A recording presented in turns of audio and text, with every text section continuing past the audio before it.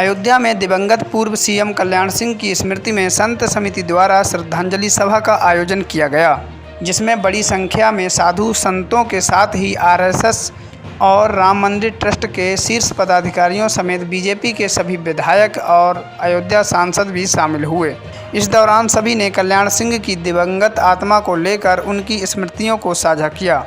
इस श्रद्धांजलि सभा में साल 1992 के बाबरी विध्वंस मामले में कल्याण सिंह द्वारा कारसेवकों पर गोली न चलवाकर खुद मामले की जिम्मेदारी लेते हुए मुख्यमंत्री की कुर्सी कुर्बान करने वाली घटना की चर्चा हुई।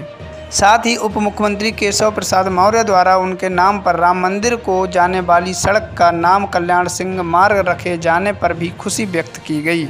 इस दौरान श्री राम जन्मभूमि तीर्थ क्षेत्र ट्रस्ट के कोषाध्यक्ष गोविंद देवगिरी ने कहा कि पूर्व सीएम स्वर्गीय कल्याण सिंह इतिहास में राम भक्त के रूप में हमेशा याद किए जाएंगे, जिन्होंने भव्य और दिव्य राम मंदिर बनने का मार्ग प्रशस्त किया।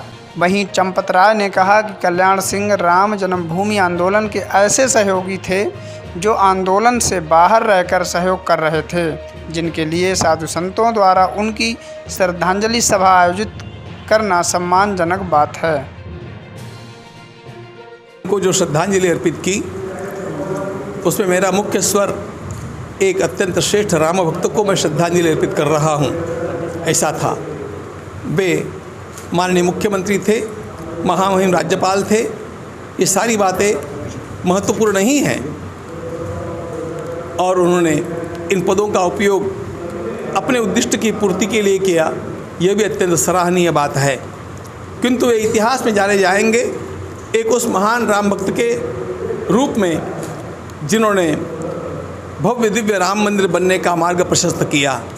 जब तक ये ढांचा दूर नहीं होता तब तक राम मंदिर बनने का मार्ग प्रशस्त भी नहीं होता और वे इसके लिए कृतसंकल्प थे, इतने कृतसंकल्प थे कि उसके लिए वे उस कुर्सी का त्याग करने के लिए भी निरंतर तैयार थे। उनके अंतःकरण में राम जी का मंदिर ही बसा हुआ था और ऐसा एक अत्यंत तेजस्वी पुरुष हम लोगों ने देखा जो स्वयं अपने पदों से दूर होने के पश्चात भी राम मंदिर की ही चिंता करता रहा, राम मंदिर का ही चिंतन करता रहा और राम मंदिर के इस निर्माण कार्य में उनका यह योगदान हम लोगों के लिए निरंतर संस्मरणीय रहेगा ही रहेगा।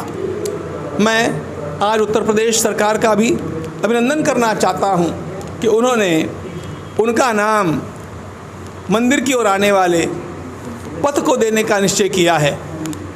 कल्याण सिंह पथ यह नाम वास्तव में प्रेरणा देगा, इतिहास को हमारे भीतर पुनः जागृत करेगा और यह भी दिखाएगा कि अभी भी त्याग करने वाले महापुरुषों की इस देश में कमी नहीं है।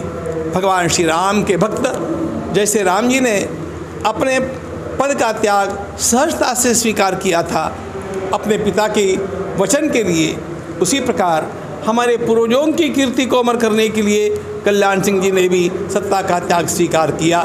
सत्ता आती है जाती है, व्यक्ति आते हैं जाते हैं, किंतु यह राष्ट्र की धारा, यह धर्म की धारा, जीवन मूल्यों की धारा अबाधित रूप से बहती रहनी चाहिए, जिससे मानवता का कल्याण होगा।